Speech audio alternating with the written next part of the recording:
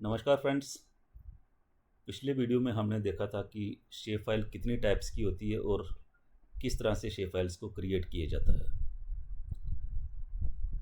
उम्मीद है कि आप सब ने इसको ट्राई किया होगा, तो शेप फाइल बनाना आपको आ गई होगी। तो क्वेश्चन ये आता है कि जब हम रास्टर की जियो रेफरेंसिंग की बात कर रहे थे तो उस समय शेप फाइल की क्या ज़रूरत पड़ गई बीच में।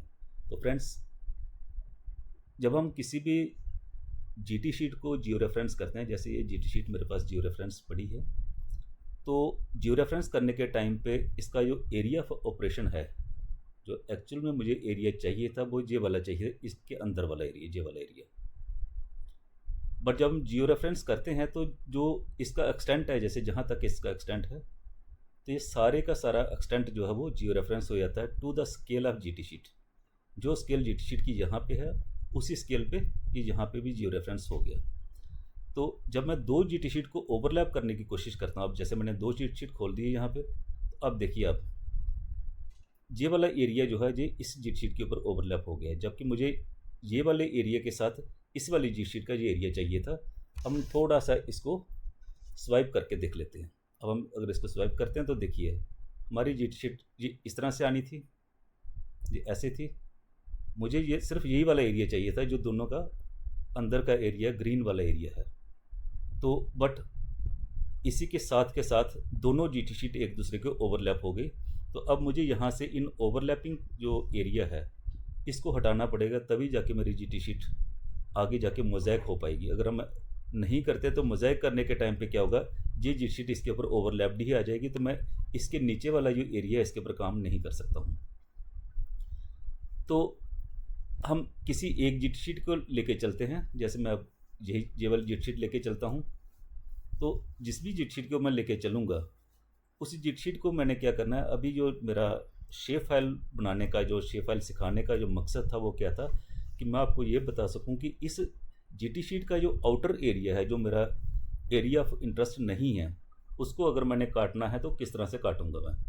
तो उसको काटने के लिए मुझे क्या करना है, फिर दोबारा हम कैटलॉग में जाएंगे। कैटलॉग में जाने के बाद मैं एक फ़ोल्डर सेलेक्ट करूँगा। फ़ोल्डर सेलेक्ट करने के बाद मैं एक न्यू जीटी शेप फाइल बना दूंगा, जैसे मैंने परसों बनाई थी। न्यू के अंदर जाके शेप फाइल, और इसको मैं नाम दे दूंगा कोई भी, जैसे मैं यहाँ पे टेस्ट नाम दे देता हूँ, क्योंकि मेरे पास ऑलरेडी बहुत सारी जीटी शीट शेप फाइल्स बनी हुई पड़ी ही हैं।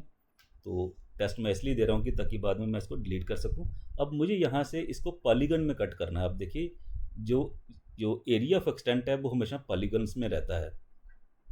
तो एडिट में जाऊँगा, कोऑर्डिनेट सिस्टम मैंने WC 1984 दिया इसको और ओके किया। जैसे मैंने ओके किया तो ये क्या कर रहा है, the A shape file with the name you specified already exist in the same specified different name. अब इसको नाम मुझे दूसरा देना पड़ेगा, ऑलरेडी इसमें एक शेप फाइल इसी नाम की है, तो मैं इसको नाम चेंज कर देता हूँ। नाम चेंज करने के बाद मैं इसको ओके करूँगा तो ये बोल रहा कि ये वाली भी शेप फाइल बनी हुई है ऑलरेडी, तो मैं फिर से इसको नाम चेंज करता हूँ।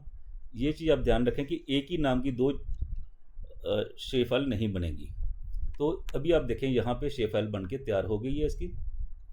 तो शेप फाइल जब बन के तैयार हुई है तो तैयार होने के बाद ये कलर में आई है, तो मैं इसको ब्लैंक कर दूंगा, हालो कर दूंगा। हालो करने के बाद मैं इसको थोड़ा सा इसका जो विड्थ है वो बढ़ा दूंगा ताकि मुझे क्लियरली दिखे ये। तो ओके किया मैंने। अब इसके बाद मैंने क्या करना है, इस शेप फाइल को एडिट करना है। शेप फाइल को सिलेक्ट कीजिए, राइट क्लिक करिए। राइट क्लिक करने के बाद एडिट फीचर्स में जाना है अपना। मैं एक बार फिर से रिपीट कर देता हूँ, left click, right click, edit features और स्टार्ट एडिटिंग। जैसे मैं स्टार्ट एडिटिंग करूँगा तो इसके ऊपर मैं अब काम कर सकता हूँ। यहाँ पे इसने दिखाया है कि इसका जो स्पेशल रेफरेंस है वो इसके फ्रेम के साथ नहीं मिलता है। फ्रेम के साथ मतलब कि जो मेरे जीटी शीट है उसके साथ ये टैली नहीं कर रहा। उसका रीज़न क्या है, उसका रीज़न ये है कि जो जीटी शीट है हमारी वो अलग स्पेशल रेफरेंस में है, और जो शेप फाइल है वो अलग स्पेशल रेफरेंस में है। स्पेशल रेफरेंसेस को कैसे एक जैसा बनाया जाता है, एक ही स्पेशल रेफरेंस में कैसे लाया जाता है, वो मैं आपको फिर किसी वीडियो में बताऊंगा। तो अभी के लिए हम क्या करेंगे, ये जीटी शीट को मैंने अब यहाँ से इसको मैंने एडिट करना है। एडिट करने के बाद मुझे क्या करना है, यहाँ पे क्रिएट फीचर्स में जाना है। जब क्रिएट फीचर्स में जाऊँगा तो देखिए यहाँ पे यही वाली शेप फाइल जो यहाँ पे खुल गई है, तो मैं इसको सिलेक्ट करूँगा। सिलेक्ट करने के बाद मैं पॉलीगन के ऊपर क्लिक करूँगा। पॉलीगन के ऊपर क्लिक करके मैं प्रिसाइजली जैसे वहाँ पे उस समय मैंने जियो रेफरेंस करने के टाइम पे किया था, ऐसे ही अब यहाँ पे मैं इसको क्लिक करने के बाद मैं इस कॉर्नर पे ले आऊँगा, फिर इसके बाद इस कॉर्नर पे ले आऊँगा। ऐसे करते करते मैं चारों कॉर्नर से इसको सिलेक्ट कर लूँगा। जब मैं चारों कॉर्नर को सिलेक्ट करूँगा तो ये इसकी एक आउटर शेप फाइल बन के तैयार हो जाएगी। अब जब मैं यहाँ पे इसको लाऊंगा तो इसको मैं यहाँ पे डबल क्लिक कर दूंगा। डबल क्लिक किया तो मेरी शेप फाइल तैयार होगी। अब जो ये वाली जो शेप फाइल थी, अगर मैं इसमें से जीटी शीट हटा दूँ तो ये शेप फाइल हमें इस तरह से दिखेगी। एडिटर पे जाके मैं इसको सेव कर दूंगा और स्टॉप एडिटिंग। अब मेरा एडिटिंग का काम ख़त्म हो गया। तो फ्रेंड्स, अगर मैं अब यहाँ पे जीटी शीट को खोलता हूँ तो अब जीटी शीट को देखिए, जैसे मैंने जीटी शीट खोली तो इसके आउटर एरिया में जी आपको एक ब्लैक लाइन दिख रही है। मैं इसका कलर चेंज करता हूँ ताकि ये क्लियर दिखे। तो ये वाली जो लाइन आपको दिख रही है, ये लाइन कौन सी है? जो हमारी शेप फाइल तैयार हुई है। अब देखिए, ये हमारी शेप फाइल तैयार हुई है और इसने अब इसके अंदर का आउटर एरिया, जो इनर एरिया मुझे चाहिए था, वो इसने दिखा दिया मुझे कि मेरा इनर एरिया ये होना चाहिए था। तो अब मेरा जो दूसरा काम है वो क्या स्टार्ट होता है कि मुझे इस शेप फाइल को इसके साथ क्लिप करना है। तो क्लिप करने के लिए मैं क्या करूँगा, सर्च में जाऊँगा तो क्लिप रास्टर करूँगा। यहाँ पे क्लिप रास्टर और मैं इसको सर्च करूँगा। जैसे मैं सर्च करूँगा तो देखिए यहाँ पे ये सारे यहाँ पे टूल बॉक्स खुल गए। तो मुझे यहाँ से टूल बॉक्स खोलने के बाद ये देखना है कि मेरा रास्टर जो है वो किस तरह से क्लिप होगा। तो मैं यहाँ से क्या करूँगा, क्लिप रास्टर खोलूँगा यहाँ से। अब देखिए, जैसे मैं इसको खोलूँगा तो एक डायलॉग बॉक्स यहाँ पे खुल जाएगा। उस डायलॉग बॉक्स के अंदर मैं इसके इनपुट और आउटपुट फीचर्स दोनों डालूँगा। जैसे मैं इसके अंदर इनपुट और आउटपुट फीचर्स डालूँगा तो ये कट करने के लिए तैयार हो जाएगी। अब यहाँ पे मेरी रास्टर कौन सा है, ये वाला है। मैं इसको ड्रैग करके यहाँ ले आया। ArcGIS जो है वो थोड़ा सा हैवी सॉफ्टवेयर होता है, इसलिए इसकी प्रोसेसिंग में थोड़ा सा टाइम लेता है, खासकर जब हम टूल्स के साथ काम करते हैं। तो अब उसके बाद आउटपुट फीचर कौन सा है, आउटपुट एक्सटेंट मेरा कौन सा है, ये जिसको मैंने बना रखा है, इसको मैंने किया तो इसने मेरे को एक्सटेंट दे दिया ये वाला। अब देखिए ध्यान से, ये इसका एक्सटेंट आ गया। तो इसके बाद मैं क्या करूँगा, यूज़ इनपुट ज्योमेट्री।